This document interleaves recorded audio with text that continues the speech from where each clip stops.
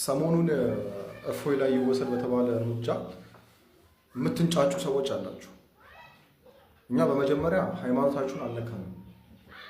ሃይማኖታችንን የነካብን ግለሰብ ደግሞ እርምጃ ይወሰድበት ማለታችን የሚያስደነፋ ከሆነ የሚያንጫጫ ከሆነ የእናንተም ልብ የእፎይም ልብ ምላሱ ላይ ነው ያለው ወይስ ልቡ ላይ ነው ያለው? ያን ነገር ማወቅ እንፈልጋለን። ስለዚህ አድራሻውን ጠቁሙ። ከዛ የእናንተ መንጫጫት የእናንተ መደንፋት ከ40 ሰከንድ ቪዲዮ እንደማያልፍ ታዩታላችሁ። መልካም። ከዚህ ኡስታዝ እንደሰማችሁት እንግዲህ የእስልምና አስተምሮ ምን አይነት እንደሆነ ከግድያ ውጪ ምንም ማያውቅ ሃይማኖት እንደሆነ ከዚህ ኡስታዝ መረዳት ትችላላችሁ ማለት ነው። እያንዳንዳቸው ኡስታዞች እነሱና ብድግ ብለው እፎይ ይገደል፣ አድራሻውን ንገሩን። እስልምና ጤናማ ሃይማኖት አይደለም። ለዚህ ነው ገዳይ ናችሁ የምንላችሁ። ከእንደዚህ አይነት አስተሳሰብ ውጡ። ደም በመጠጣት ምረኩ ከሆነ ቄራ ስሩ፣ ወይንም ቄራ ስጋራጁ ነው። እዛ ብዙ ደም ታገኛላችሁ በየቀኑ የደም ጥማት እንዲህ ካለባችሁ ማለት ነው። ይህ ሰውዬ እንግዲህ ለራሱ ማያደርገውን አድራሻ ጠቁሙን፣ እርምጃ ይወሰድበት ይላል። ጠቁሙኝ ለምን አትልም? እዚህ ቦታ ነው ያለሁት ብለህ አድራሻን አንተ ለምን አትናገርም? እንዳንተ አይነቱን በህግ መጠየቅ ነው የሚከብደኝ አይደለም። አድራሻን ተናገርና ሲያንተ ማውራ እዚህ ቦታ ነኝ ይበል እና አድራሻውን ደግሞ ኢንፎርም አድርጉ። ኤኒዌይስ እንደዚህ አይነት ውርጋት ኡስታዞቻችሁ ናችሁ ይገደል የሚሉት ማለት ነው። እግዚአብሔር ዝሙተኛ ነው፣ ዝሙት አሰርቷል። እግዚአብሔር ዝሙተኛ ነው፣ ዝሙት አሰርቷል። እግዚአብሔር ዝሙተኛ ነው፣ ዝሙት አሰርቷል። እግዚአብሔር ዝሙተኛ ነው፣ ዝሙት አሰርቷል።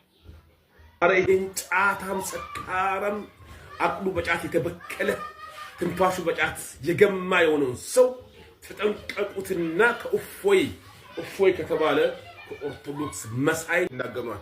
እንደናንተ ቆሞ ሻወር እንዲወስድ ፈለጋችሁ ልብሱን ሁሉ እንዲያበሰብስ ልብሳችሁን እያበሰበሳችሁ በቁም እየሸናችሁ ደግመል ማኑላችሁ ላይ እየረጫችሁ ደግመል ማኑላችሁ ላይ እየረጫችሁ ነብዮች ናት። እፎይና እፎይ መሰሎች ማለት ነው። መጠጥ እየጠጣና አረቄን እየጋትክ እየገባ ሚስቲ ላይ እየተፋ እየደበደብካት እያደርክ ያስታወቅከውን እንኳን ጧት ማጠብ የማችል ዝፍ ይሆን ተመልከት። እዚህ ጋር እግዚአብሔር ዲስቨርጅ አድርጓት ይችን ህፃን ልጅ ደም በደም አድርጓት ምን እንደሰራ አትገርም? ምክንያቱም አንተ እዚህ ገባ የምትባል ሰው አይደለም። አንተ እንደ ፖፖ አፍህ ላይ የሚሸናብህ ሰው ነህ። በአፍህ የምትሸና በአፍህ የምትጸዳዳ ግለሰብ ነህ። የዲቃላነት ማንነትን የሚገልጽ ነው። በመጨረሻም ለነዚህ አይነቱ ዲቃላ ግለሰብ የማቀርበው ጥያቄ ምንድን ነው? አንተ አይነት እናቶች ከአንድ በላይ ውሽማ ከአንድ በላይ ባሎች እንደነበሯቸው ከዚህ ጥቅስ እንረዳለን። ስለዚህ እናትህ ከስንተኛ ባሏ ነው አንተን የወለደች? ታውቀዋለህ። ይህን እውነታ መደበቅ የለም መወሻሸት የለም። ሐቋን እንድታመጣ ፈልጋለሁ። ይችን እንግዲህ በእነኚህ ኡስታዞችና ሼኮች እየተማሩ ምን አይነት ባለጌ ሊሆኑ መገመት አይከብድም።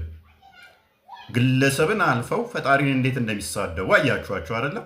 እነኚህ በጥቂቶቹ ነው። እጅግ ጸያፍ ፈጣሪን የተሳደቡበት ሼኮቻቸውና ኡስታዞቻቸው ማምጣት ይችላለሁ። በጣም ላይምሮ የሚዘገንን ቃላትን ተጠቅመው ፈጣሪን የተሳደቡበትን ክርስቶስን የተሳደቡበትን ማሳየት እንችላለን።